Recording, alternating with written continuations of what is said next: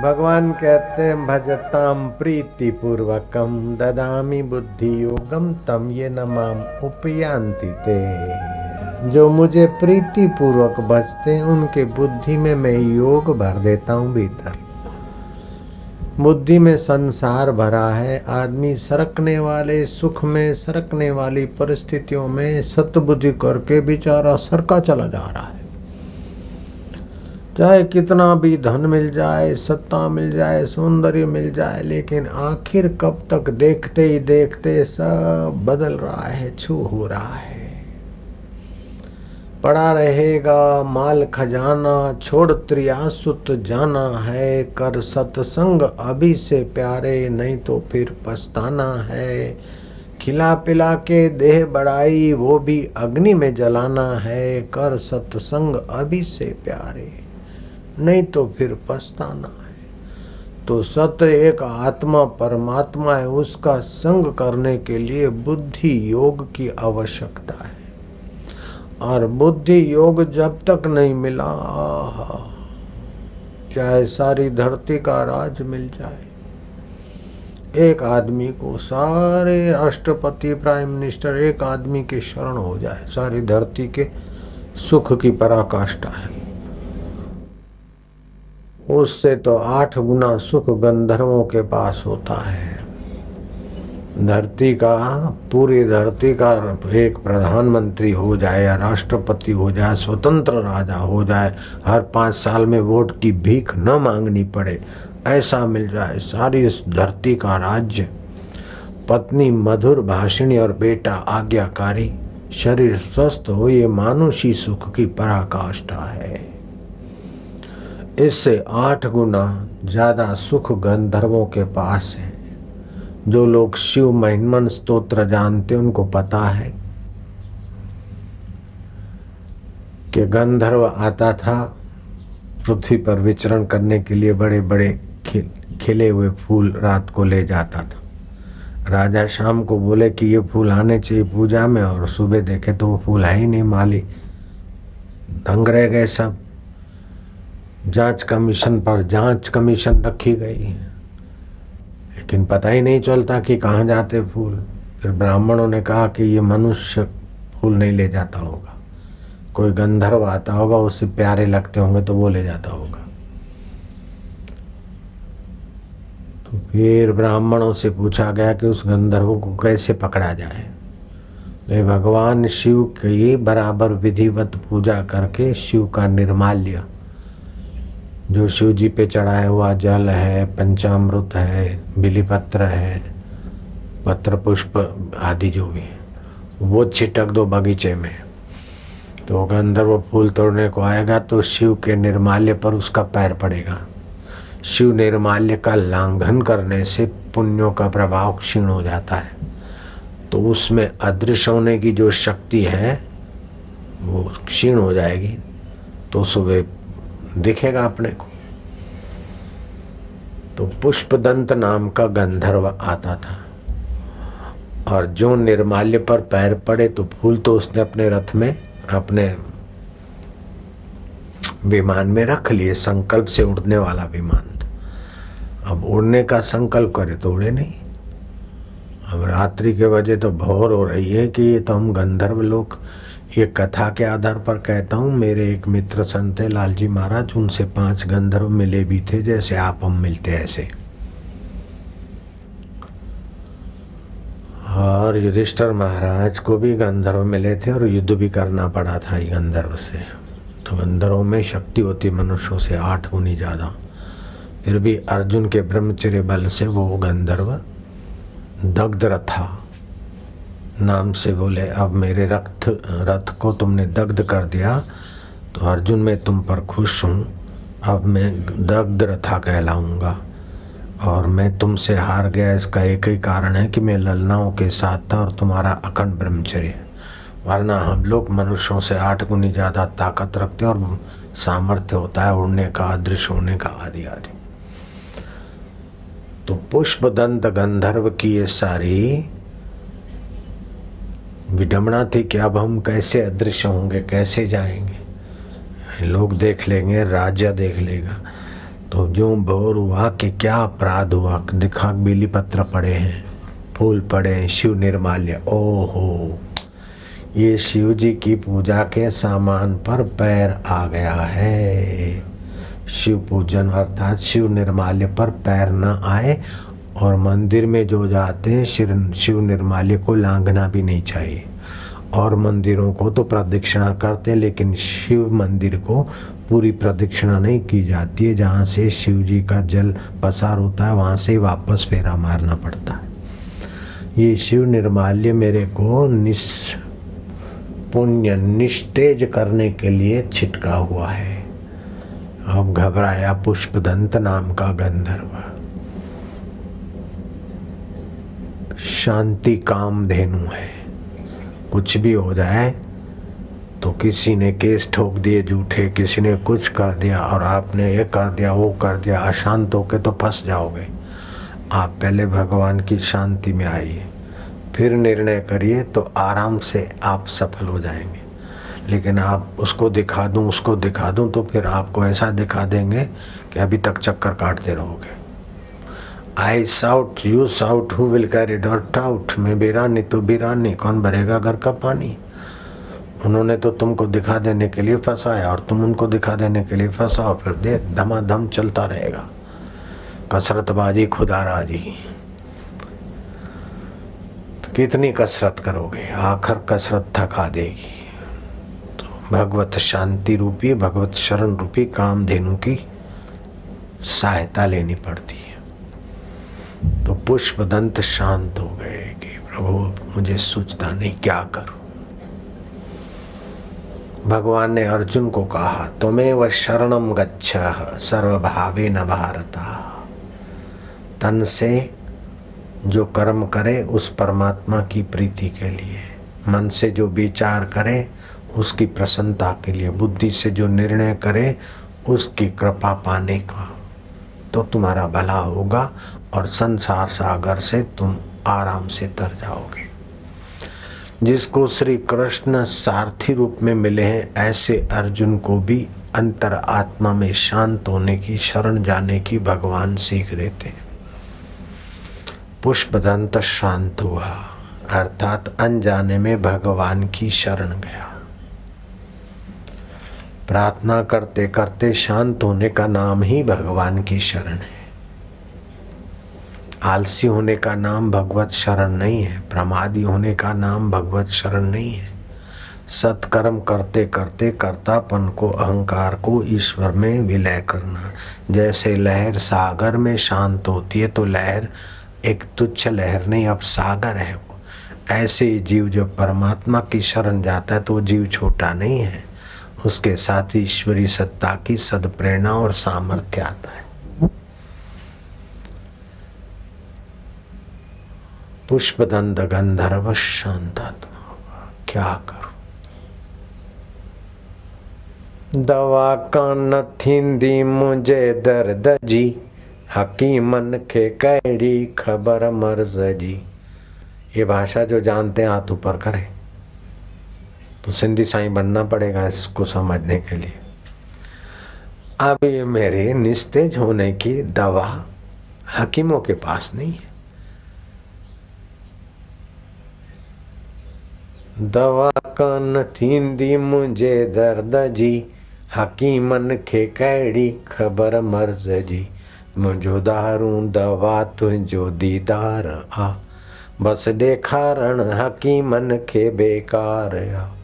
छिनी तूं त साईं मूंखे छिनणो नाहे, परे तोखां प्रीतम मूंखे वञणो नाहे। छो कि कैल जिंदगानीअ जो इकरार आ।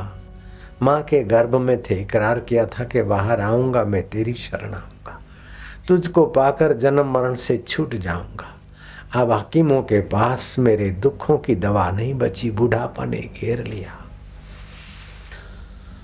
साईं मां गागो नवा नवा पुटन तड़े में लाचारी तो आई बेटा, जाएंगे कहाँ। 9 बेटे का बाप भी लाचार बन जाता और 13 बेटे का बाप भी लाचार हो जाएगा, तो एक बेटे के बाप की लाचारी का तो सवाल ही क्या। कितने बेटे कर लो, कितनी बेटियां कर लो, कितने कुछ कर लो, लेकिन महाराज शरीर तो शरीर है, क्षीण होता ही जाएगा। बुढ़ापे की झुर्रियां और नसों की कमजोरी और बालों का पकना और जठरा का मंद होना और रात को ख्याखू होना, ये तो बुढ़ापा है। तो अब भगवान की शरण जाए कि बुढ़ापा ये शरीर है तो बुढ़ापा भी आएगा, रोग भी आएगा, मृत्यु भी आएगी। शरीर है तो विघ्न भी आएंगे, दुख भी आएंगे, शत्रु भी आएंगे, मित्र भी आएंगे। शरीर है तो सफलता भी आएगी, विफलता भी आएगी। तुम्हारी बहादुरी इसमें है कि इन सभी को तुम लांघते लांघते अपने परमात्मा दिलबर दाता तक पहुंचो। इसी का नाम है सत्संग और बुद्धिमत्ता। ऐसा सत्संग मिले, आहा, 12 कोस पैदल जाकर, नंगे पैर नंगे सिर भूखे पेट 12 कोस मुझे पैदल जाना पड़े तो मैं जाने को अभी भी उत्सुक हूं, अगर कोई सत्पुरुषों का सानिध्य मिलता है तो। विवेकानंद ने शिकागो के प्रवचन में कहा, मैंने देवी की पूजा की और उपासनाएं की, अच्छा है अपनी अपनी जगह पर मंदिर में जाना, लेकिन हृदय मंदिर में ले जाने वाला सत्संग भाइयों अगर मिल जाए तो उसने सारे तीर्थ नहा लिए, सारे यज्ञ कर लिए, सारे तप लिए। तीर्थ नहाए एक फल, धर्म लाभ होता है। संत मिले फल 4, धर्म, अर्थ, काम और मोक्ष, चारों के द्वार खुलते। सतगुरु मिले अनंत फल, जिस फल का अंत न हो, नाश न हो। धन कमाएंगे लेकिन मृत्यु के बाद आपके धन का सुख नाश हो जाएगा, बीमारी में भी धन का सुख नाश हो जाता, और बुढ़ापा जुआनी को नाश कर लेता है। लेकिन सत्संग के द्वारा, सतगुरु की कृपा के द्वारा जो सुख मिलेगा, जो पुण्य मिलेगा, जो ज्ञान मिलेगा, वो मौत का बाप भी नहीं छीन सकता है। इसी को बोलते सत्संग का सुख। एक एक कदम चलकर सत्संग में आते एक एक यज्ञ का फल होता है। बैठते तो भक्ति योग फलित होने लगता है, सुनते तो ज्ञान योग फलित होने लगता है, और सत्संग में जब सामूहिक तुमुल ध्वनि का कीर्तन होता है तो जप यज्ञ फलित होने लगता है। चलो अपन चलते हैं उस राजा के बगीचे में। पुष्पदंत गंधर्व, अब सुबह हो गई है मान लो, घबराता होगा, वहीं चलते हैं। देखा भगवान का निर्माल्य पड़ा है, अब क्या करे।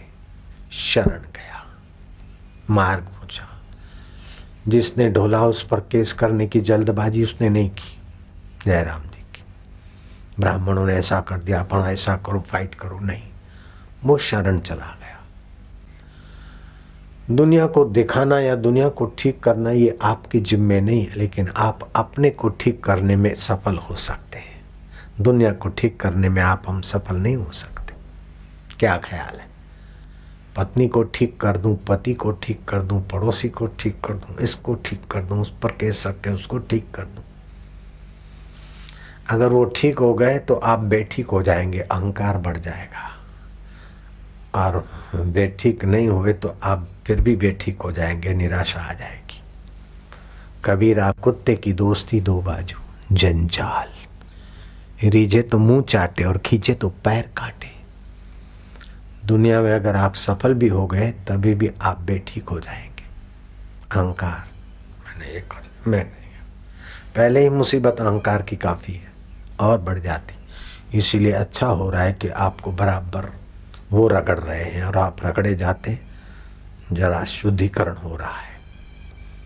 जयराम जी की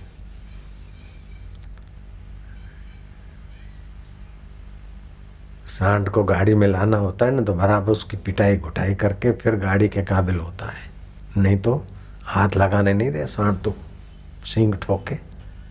जयराम जी की कभी कभी हम लोगों का मन सांड छाप होता है ना, तो भगवान फिर कुछ न कुछ ऐसे ही विघ्न बाधा और शत्रु और प्रॉब्लम दे देता है, कोई सवाया, तो बराबर बैलेंस हो जाता है।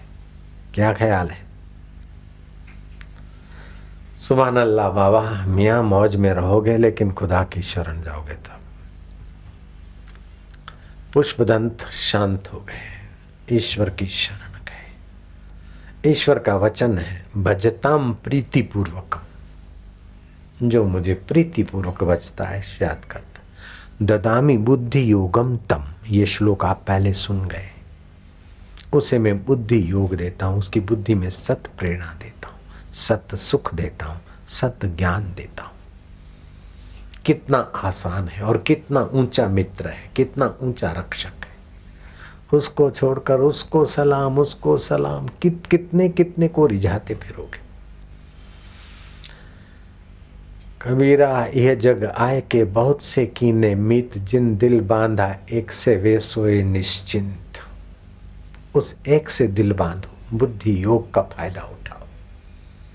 पुष्पदंत ने प्रार्थना की कि तुम्हारे निर्माल्य को मैंने लांघा है, अब तुम ही बख्श सकते हो, तुम ही कृपा कर सकते हो। महिमा पारम ते परम विदुषो याद स्वदसी स्तुति ब्रह्मादीना। बस शिव स्तोत्र चालू कर दिया। महेशानाम परो देवो महिमो नाम परास्तुति, अघोरा नाम परो मंत्रो नास्ति तत्वम गुरु परम। उसके सारे दोष माफ हो गए और विमान को अब संकल्प करूंगा तो उड़ेगा। विमान में संकल्प किया और विमान उड़ के अदृश्य हो गया। ब्राह्मण और राजा आए बगीचे में तो देखा निर्माल्य ढोलने पर भी चोर तो नहीं पकड़ा गया। तो इधर उधर खोजा तो वो हो शिव जी की महिमा गाता जाता था, लिखता जाता था, वो कुछ परतें मिल गई, भोजपत्र मिल गई, उसी को छपाया गया। और अभी आप शिव मंदिरों में पुष्प दंत का महिमा स्तोत्र का पाठ करते सुनते हो। जिन्होंने ये पाठ सुना करा है हाथ ऊपर करे, इतने सैकड़ों आदमी गवाह है। तो अब आ गए अपन मानुषी सुख की पराकाष्ठा क्या है। धरती पर का पूरा राज्य।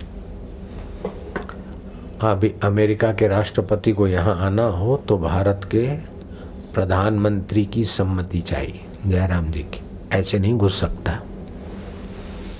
और यहाँ वाले को वहाँ जाना हो तभी भी उसकी सम्मति चाहिए। लेकिन पूरी धरती का राज्य आपका हो, पुत्र आज्ञाकारी, पत्नी मधुर भाषिणी, शरीर तंदुरुस्त और आपके नौकर चाकर मंत्री जो हों वफादार हों, और 5 साल में भीख मांगने की नौबत ना आती हो। What for my party and me. ये मानुषी सुख की पराकाष्ठा हो गई। इससे 8 गुना सुख तो गंधर्वों के पास है।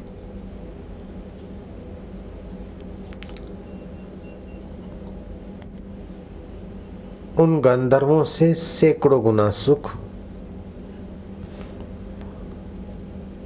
कर्मज देवताओं के पास होता है। कर्मज देवताओं से 100 गुना ज्यादा सुख आजानु देवताओं के पास होता है। आजानु देवताओं से भी कई गुना सुख देवों का राजा इंद्र, उसके पास होता है। जैसे राष्ट्रपति को कहीं आना जाना हो तो तुम्हारे जैसी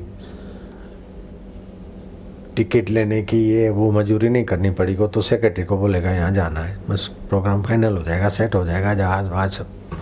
ऐसे इंद्र को देवताओं से भी ज्यादा सुविधाएं है।